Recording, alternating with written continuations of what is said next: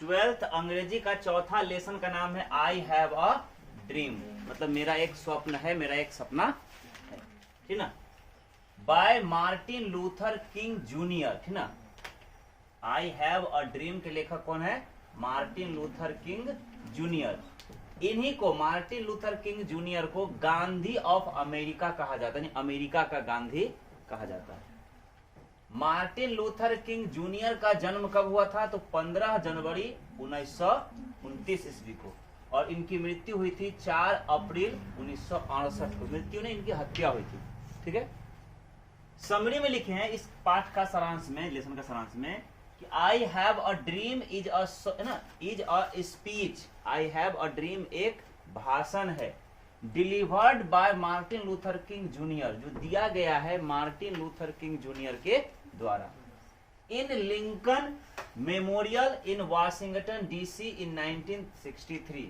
1963 ईस्वी में अमेरिका के ना वाशिंगटन शहर में, है ना, लिंकन मेमोरियल, जैसे पटना, इसे मान लो कटिहार में हम लोग हैं तो कटिहार के जीनियस कोचिंग सेंटर के फलाने रूम में होता है ना, उसी प्रकार से मार्टिन लूथर किंग जूनियर ने क्या किया था? यह भाषण दिया था लिंकन मेमोरियल, ये भवन का नाम है, ठीक है, वाशिंगटन डीसी में पड़ता है ये भवन, ठीक है, और 1963 में दिए थे। उसी को लिखे हैं I have a dream is a speech delivered by Martin Luther King junior in Lincoln Memorial in Washington DC 1963। फिर लिखे इन हिज अर्ली करियर, वह अपने शुरुआती जीवन में, he became civil rights activist, वह बन गए थे नागरिक अधिकारों के प्रणेता। मतलब अपने शुरुआती जीवन में उन्होंने क्या किया था? लोगों के अधिकार के लिए लड़ा था, इसलिए उनको कहा जाता है सिविल राइट्स एक्टिविस्ट, नागरिक अधिकारों के प्रणेता। एंड ही वॉज इन्फ्लुएंस्ड, और वह प्रभावित थे, है ना, इन्फ्लुएंस मतलब होता है प्रभावित होना, है ना, बाय महात्मा गांधी, महात्मा गांधी से, मतलब महात्मा गांधी का प्रभाव उन पर बहुत पड़ा था, मतलब महात्मा गांधी को देख देख कर बहुत कुछ सीखे थे, ठीक है। ही एडॉप्टेड नॉन वायलेंस, उन्होंने अपनाया, है ना, नॉन वायलेंस, अहिंसा को, एंड गॉट नोबेल प्राइज, और प्राप्त किए नोबेल पुरस्कार इन 1964, 1964 ईस्वी में, है ना। यानी मार्टिन लूथर किंग जूनियर को नोबेल पुरस्कार कब मिला था? तो 1964 ईस्वी में। ही वाज किल्ड इन अप्रैल 4, 1968, उनकी हत्या हो गई थी, कर दी गई थी 4 अप्रैल 1968 ईस्वी को। फिर लिखे इन दिस स्पीच, इस भाषण में Martin Luther leads negro community, Martin Luther नेतृत्व करते हैं नेग्रो समुदाय का। नेग्रो जो अमेरिका का पिछड़े समुदाय होता है, निर्वासित, जिसको त्याग दिया गया था अमेरिका में, उसी को नेग्रो समुदाय कहते हैं। तो ये क्या कि इन दिस स्पीच, इस भाषण में Martin Luther leads, Martin Luther नेतृत्व करते हैं नेग्रो कम्युनिटी, नेग्रो समुदाय का, टू हेल्प देम, उनकी सहायता करने के लिए, है ना, एंड गेन, और उन्हें दिलाने के लिए फ्रीडम एंड जस्टिस, आजादी और न्याय, है ना। ही सेज, वह कहते हैं 100 years ago, आज से लगभग 100 साल पहले, ए ग्रेट अमेरिकन साइंड, एक महान अमेरिकी व्यक्ति ने क्या किया था?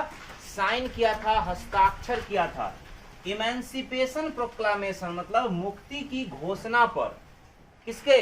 नेग्रो कम्युनिटी के। नेग्रो कम्युनिटी आज से 100 साल पहले ही अमेरिका के प्रख्यात व्यक्ति थे, वो मुक्ति की घोषणा किए थे कि अमेरिका में रहने वाले सभी क्या कहते हैं, नेग्रो समुदाय क्या है? मुक्त है, स्वतंत्र है। बट परंतु 100 years लेटर, परंतु आज 100 साल के बाद भी, है ना, Negro is still not free, Negro समुदाय आजाद नहीं है। एंड लाइफ ऑफ नेग्रो, और नेग्रो समुदाय का जीवन, है ना, क्रिपल्ड, मतलब पंगु बन चुका है, कोई काम का नहीं है, सरकार उसको कोई लाभ ही नहीं दे रहा है, ठीक है। बाय चांस ऑफ डिस्क्रिमिनेशन, मतलब अलगाव के चयन के कारण, मतलब उसको समाज से साफ अलग कर दिया गया है अमेरिका में, ठीक है। ही सेज दैट, वह कहते हैं कि they had to live life of deported person, वे जी रहे हैं जीवन निर्वासित व्यक्ति की तरह, जैसे कोई फेंका हुआ आदमी ना, भगाया हुआ आदमी, यहाँ से वहां घुरुक रहा है, वहां से वहां जा रहा है, कोई मतलब ही नहीं उसको, घुमंतु भुटिया की तरह। उस प्रकार से नेग्रो समुदाय के लोग वहां रह रहे हैं। उसी को लिखे हैं क्या कि ही सेज दैट, वह कहते हैं कि they had to live life of deported person, वह जी रहे हैं अपना जीवन एक निर्वासित व्यक्ति की तरह। वो एक मतलब कौन, नेग्रो कम्युनिटी के लोग। थॉट दे आर नेटिव, जबकि वे सभी क्या है, राष्ट्रीय है, अमेरिकन ही है, अमेरिका के ही है। फिर भी अमेरिकन गवर्नमेंट यानी अमेरिका की सरकार इज नॉट सपोर्टिंग देम, उनकी सहायता नहीं कर रही है, उनका सहयोग नहीं कर रही है। ही एज्यूट्स देम, ही मतलब Martin Luther Junior, Martin Luther King Junior, assures them मतलब उन्हें विश्वास दिलाते हैं, नेग्रो समुदाय को यह विश्वास दिलाते हैं दैट की दे विल गेट फ्रीडम, वे आजादी पाएंगे, एंड दियर राइट्स और अपना अधिकार भी पाएंगे, वन डे, एक दिन। तो एक दिन ऐसा आएगा जब उनको आजादी और उनका अधिकार सब मिलेगा, ऐसा वो नेग्रो समुदाय के लोगों को विश्वास दिलाते हैं इस भाषण में। ही ड्रीम्स दैट, वह स्वप्न देखते हैं, उनको ऐसा सपना है कि उन्हें, ही ड्रीम्स दैट, वह स्वप्न देखते हैं कि मतलब वो कहते हैं कि मैं ऐसा सोच रहा हूं कि they will return to their homes, वे सभी आएंगे अपने अपने घर। अपने घर का मतलब हुआ उनके वो अमेरिका में स्थान मिलेगा, उनको भी अमेरिका का क्या हो जाएगा, व्यक्ति होने का प्रमाण मिलेगा। ठीक है, मतलब वह भी अमेरिका के कहलाएंगे, जो नेग्रो समुदाय के लोग क्या हैं, निर्वासित हो चुके हैं। उसी में लिखे हैं क्या कि he dreams that they will return to their homes and they will get justice, और वे पाएंगे अपना अधिकार, अपना न्याय।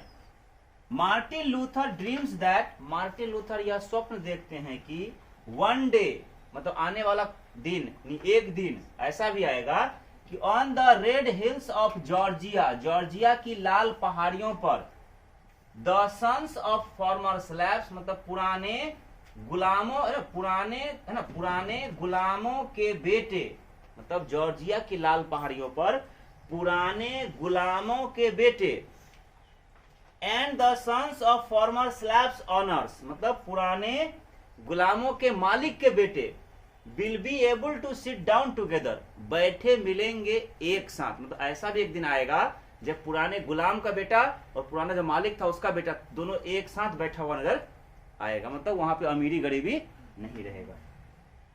ही सेज, वह कहते हैं मतलब मार्टिन लूथर कहते हैं कि if America is to be a great nation, यदि अमेरिका को होना है एक महान राष्ट्र, दिस मस्ट कम ट्रू, तो ऐसा होना बहुत ही नितांत आवश्यक है।